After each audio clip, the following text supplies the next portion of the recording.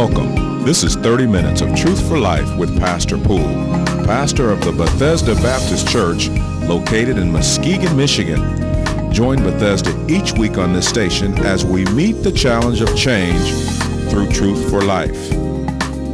And now, Pastor Poole.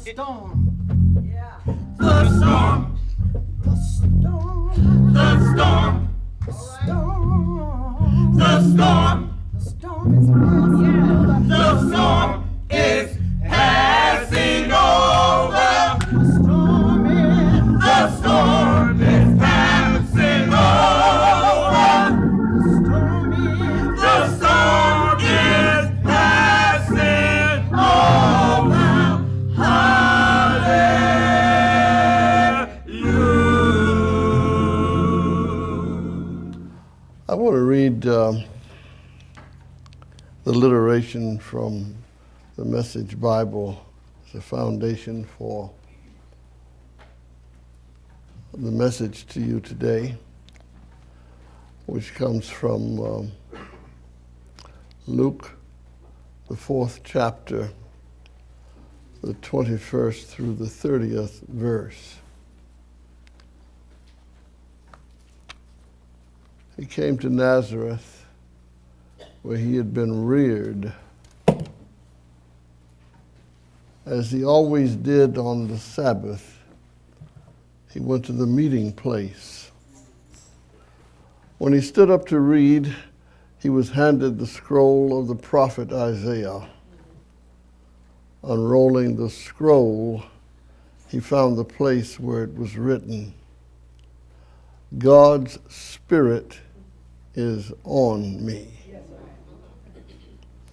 He's chosen me to preach the message of good news to the poor, sent me to announce pardon to prisoners and recovery of sight to the blind, to set the burdened and battered free, to announce this is God's year to act." He rolled up the scroll, handed it back to the assistant, and sat down. Every eye in the place was on him, intent. And then he started in. You've just heard Scripture make history. It came true just now in this place. All who were there, watching and listening, were surprised at how well he spoke. But they also said, "Isn't this Joseph's son, the one we've known since he was a youngster?" He answered, "I suppose you're going to quote the proverb, 'Doctor, go heal yourself.' Do hear in your hometown what we heard you did in Capernaum. Well, let me tell you something. No prophet is ever welcomed in his hometown. Isn't it a fact that there were many widows in Israel at the time of Elijah during that 3.5 years of drought when famine devastated the land? But the only widow to whom Elijah was sent was in Sarepta, in Sidon. And there were many leaders in Israel as the time of the prophet Elisha, but the only one cleansed was Naaman, the Syrian. That set everyone in the meeting place seething with anger. They knew him out. They threw him out, banishing him from the village, then took him to a mountain cliff at the edge of the village to throw him to his doom. But he gave them the slip and was on his way.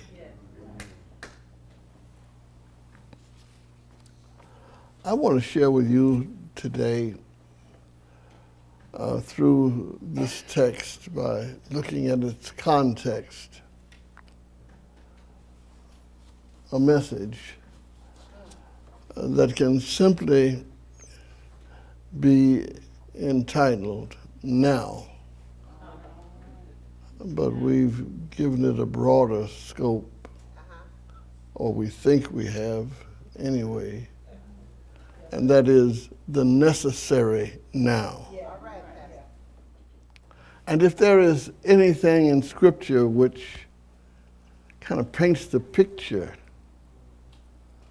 of what we in the church suffer with, it's our lack of ability to accept our brothers and sisters for who they are.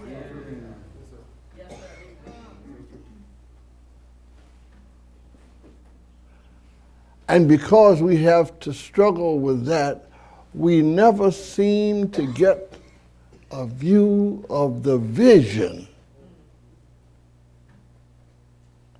that God has placed before us in somebody that we have been close to and that we can say, oh, I knew you when.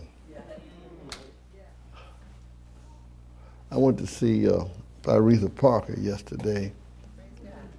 She had her 91st birthday. And over the years, we've always teased each other about the couple of days that we are apart in birthdays. And during the little visit there, she talked about the days that she was in the choir. At the time she was in the choir, Sister Bell played a prominent role. And it seems that Aretha was not attending choir rehearsals as it was thought she should have. And after many reprimands and times passing, if I can tell this, Sister Bell is reported to have spoken to Aretha again and said, Aretha, forgive me for the attitude that I had where you were concerned. For the times that you did not come, you were actually sick.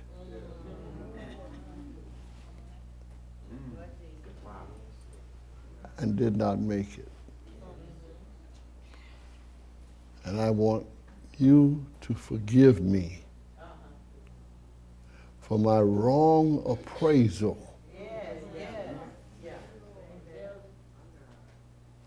of who you are.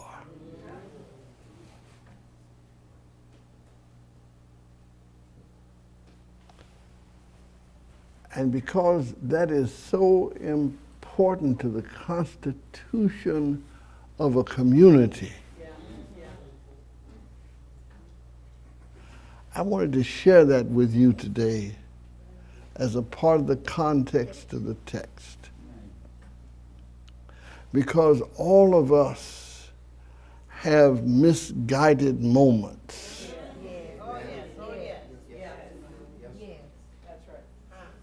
Where we gather opinions about others. Unfactual. We just make up our mind that this is it. That keeps us from being who we ought to be as those who represent Christ. I want you to think about that this week. Some things need to be discarded.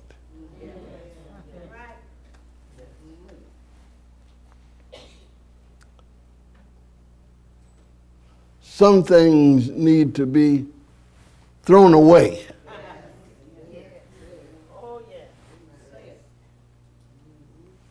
So that we can truly understand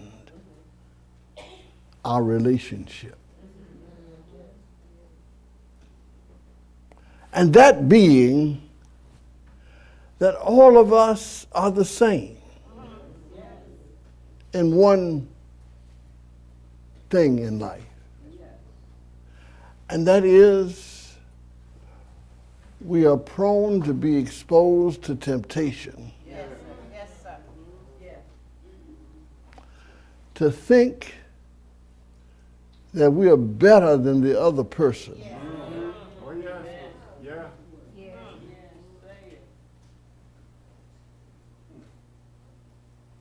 And that sometimes we have to realize that we're not being fooled by what they do. That what they do is true and they are sincere. Now let me go on with this. Jesus had come through all these struggles in the wilderness. And he came in and he was identified when people finally get to see the truth of who you are. They do not necessarily accept you. Right.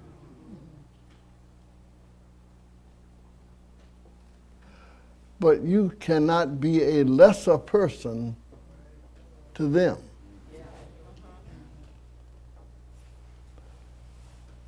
For you have to realize whose you are and what you're called to do.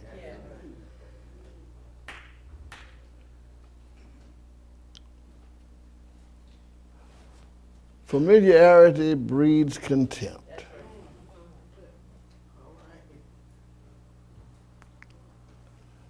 The longer you know somebody, the more you know about them, the easier it is to be contemptuous. So here came Jesus Christ, not Joseph's son,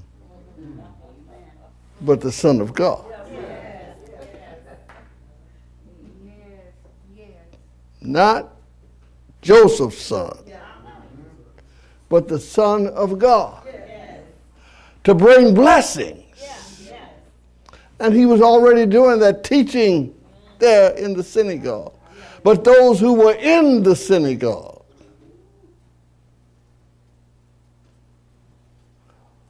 wanted to bring detriment to him by not accepting who he was. And when we come to those moments, we have to recognize that now is the time for change. Not tomorrow,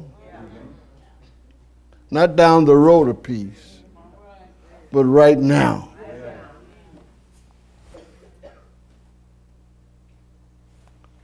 As Jesus began to address them with Scripture,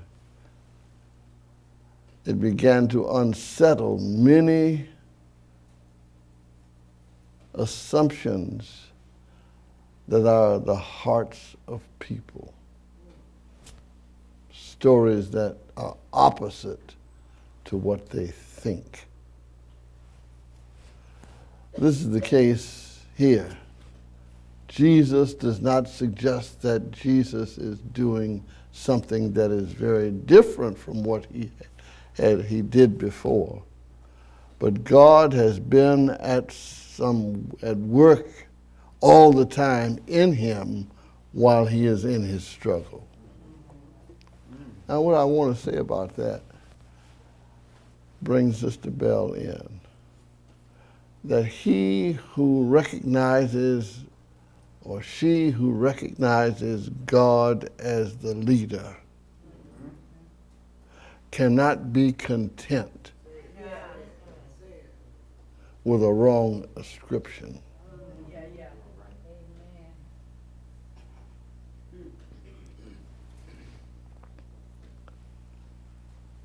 When you do somebody wrong,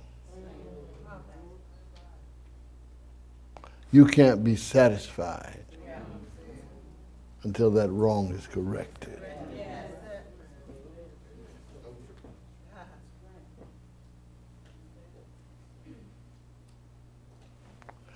And we must realize that we can never achieve what life is supposed to be achieved in life until we make that step.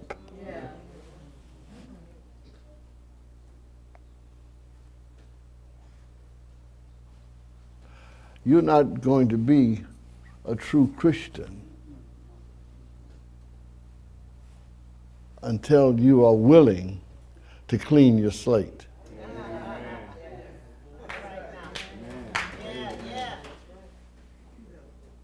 You're not going to make it.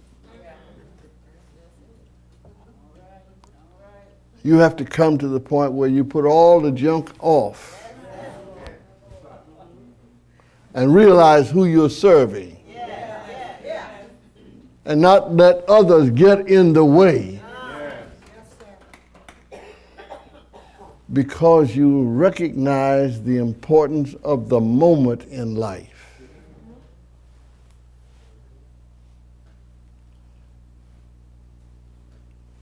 Jesus recognized the importance of the moment in life. He recognized that he was not the son of a man, but he was the Son of God.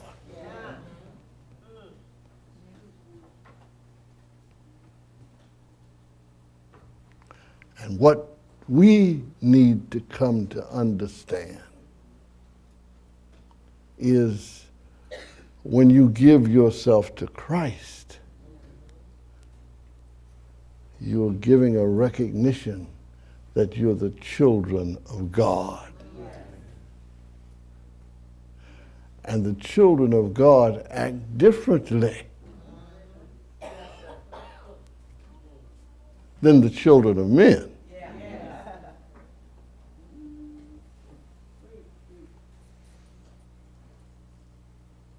the children of men put off. And they put off for their own pleasure. They put off for what they call their own comfort. They put off until they can become who they decide that they want it to be. But as children of God, you don't put off the blessings. You don't throw the blessings away that God affords for you to become all you can and ought to be in His name.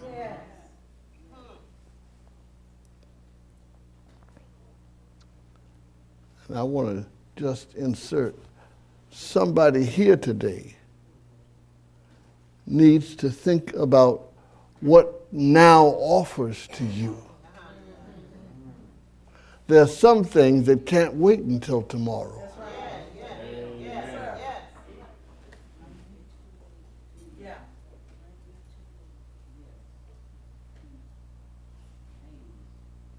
There are some things that need to be done immediately because you don't have opportunity later on. You don't know when your name is going to be called. So you need to live in it and through it today.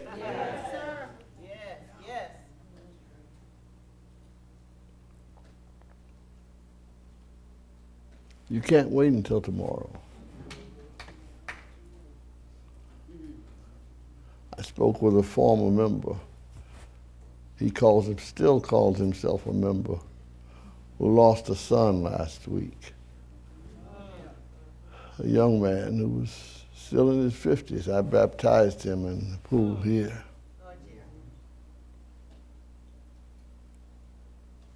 He doesn't have the chance anymore.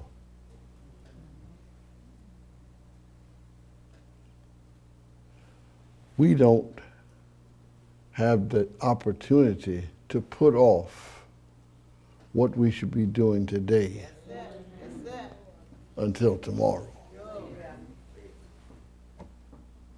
Because tomorrow is unsure.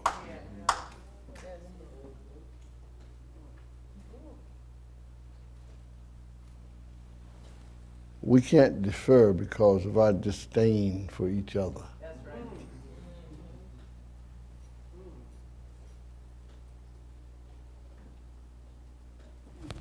Because I don't like you and you don't like me.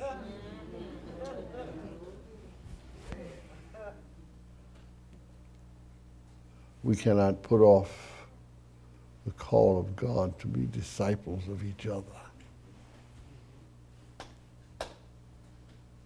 We have to answer the call now.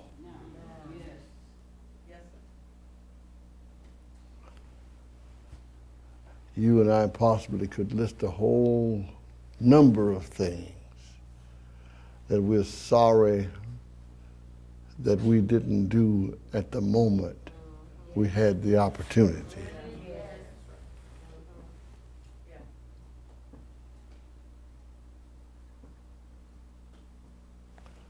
So I want to tell you today that now is the time.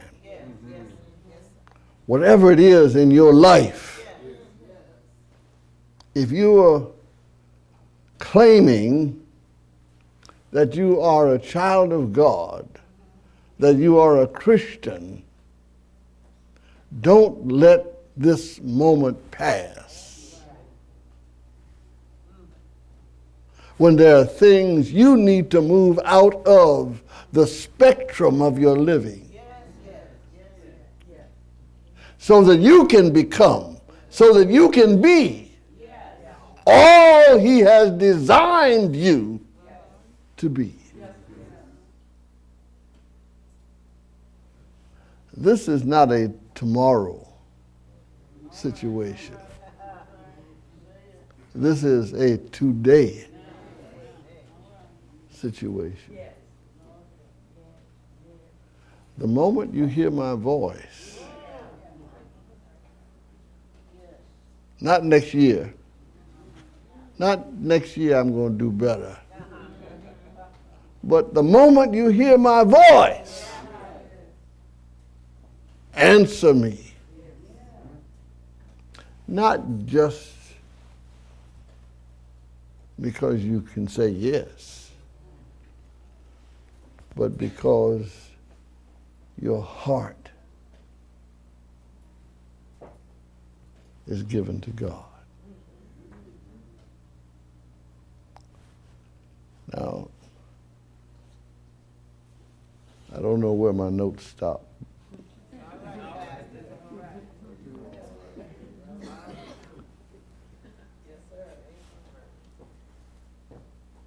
But I don't want you to defer.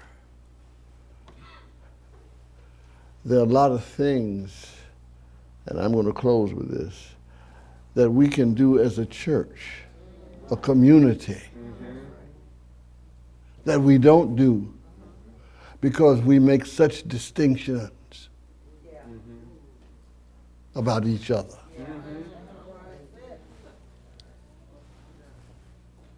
There are many things that we can overcome,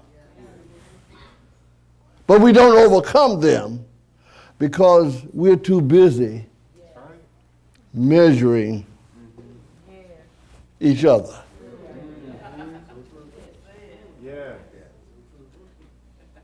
God can do that better than you can.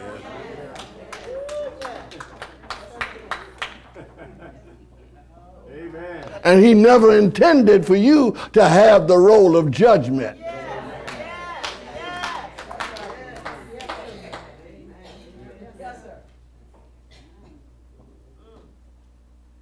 So get your house in order now. You may not see tomorrow. You may not see next week. And there is no shame, there is no weakness in asking forgiveness and giving forgiveness.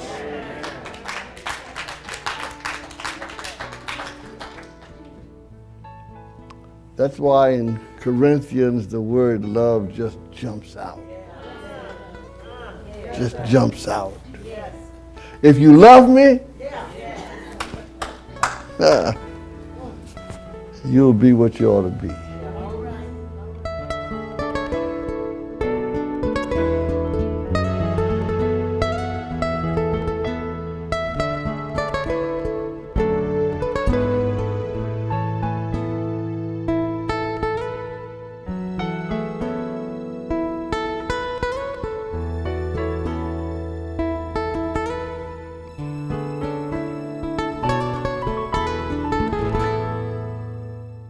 Count on Malone Media Productions for all your professional video needs. Services include sports filming and editing, professional documentaries and presentations, promotional videos and infomercials, job fair and recruitment videos, video consultation and training, portrait videos for all your precious moments, church and business commercials, as well as 4-camera wedding and event filming. Contact Cottrell Malone of Malone Media Productions for a free promotional DVD and quote.